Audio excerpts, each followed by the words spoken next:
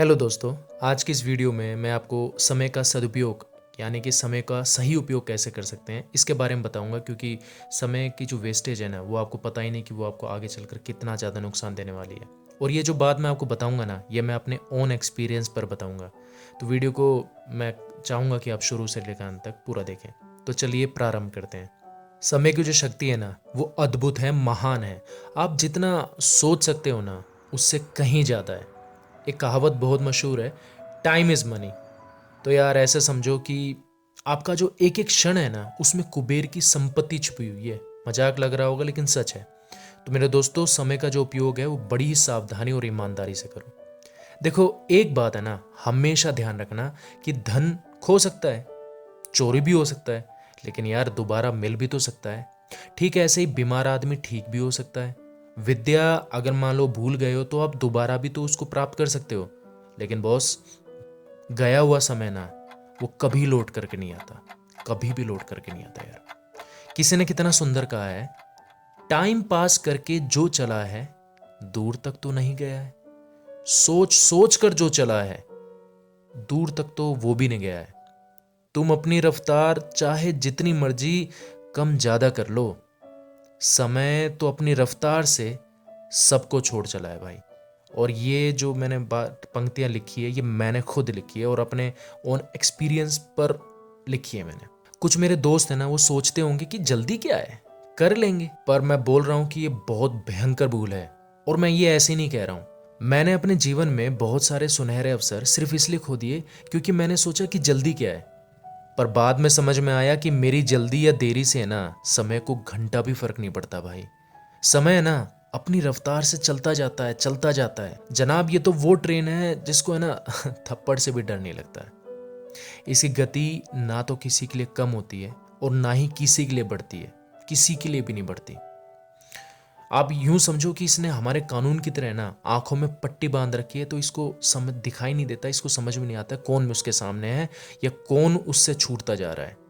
एक चित्रकार था, उसने एक कार्टून बनाया जिसका जो चेहरा था वो आगे की तरफ तो बालों से ढका हुआ था और पीछे की ओर वो गंजा था और उसके पैरों में ना पंख लगे हुए थे। तो लोगों ने पूछा कि यह चित्र किसका है। चित्रकार बोला कि समय का है। लोगों ने पूछा इसका मुंह आगे से ढका हुआ क्यों है। तो चित्रकार बोला क्योंकि जब वह मनुष्य के सामने आता है ना तो उसे वो पहचान ही नहीं पाते। तो फिर ये पीछे से गंजा क्यों है, लोगों ने फिर पूछा। तो चित्रकार बोला इसलिए कि समय के आते ही उसके बाल आगे से पकड़ लो, अगर चूक गए ना तो फिर करोड़ों रुपए खर्च करने पर भी एक सेकंड की प्राप्ति नहीं हो सकेगी, एक सेकंड की भी। फिर लोगों ने फिर पूछा कि तो इसके पैरों में पंख क्यों लगे हुए हैं। तो चित्रकार बोला क्योंकि ये बहुत शीघ्र चला जाता है, भाग जाता है, और जब चला जाता है ना तो हम तो क्या देवता भी इस समय को पकड़ नहीं सकते। तो दोस्तों, एक बात मैं यहाँ बिल्कुल प्रैक्टिकल कह सकता हूँ, यार हम सब कुछ तो नहीं कर सकते, सब कुछ तो हम कर ही नहीं सकते, पर जो कर सकते हैं उसे तो जरूर करना चाहिए ना। गलत कह रहा हूँ बताओ यार। 10 जगह टांग को फंसाने से कहीं ज्यादा अच्छा है कि पहले एक काम को तो अच्छे से कर लें। आपको एक एग्जाम्पल देता हूँ। एक बार है ना मैं शादी में जा रहा था, सोच रहा था कि मिठाई खाऊंगा। शादियों में मिठाई बहुत ज़्यादा होती है, हर वैरायटी की होती है। और शादी में पहुंचते पहुंचते ना मुझे बहुत ज़ोरों की भूख भी लगी आई थी। जब शादी में पहुंचा तो सोचा कि पहले देख लूं कि क्या क्या बना है। देखने के चक्कर में वहाँ बनी मिठाइयाँ, सब्जियाँ और बाकी जितना भी कुछ बना था उसकी खुशबू से मेरा पेट भर गया। इतनी खुशबू हर जगह फैल रखी थी।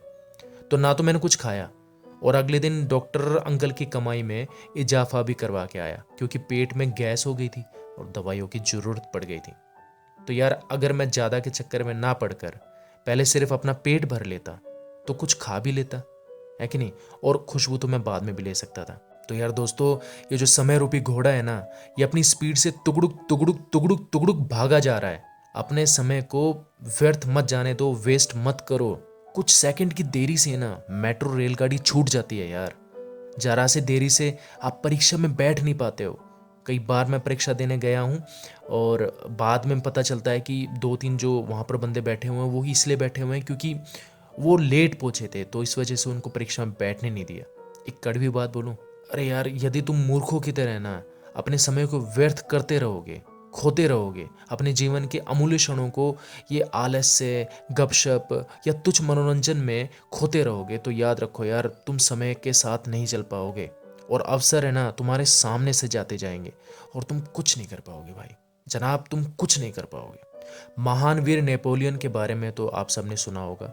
आज उनकी एक खास बात, उनकी खास आदत के बारे में आपको बताना चाहूंगा। वह है ना अपनी घड़ी का अध्ययन है ना इस प्रकार किया करते थे जिस प्रकार युद्ध के नक्शे का यार।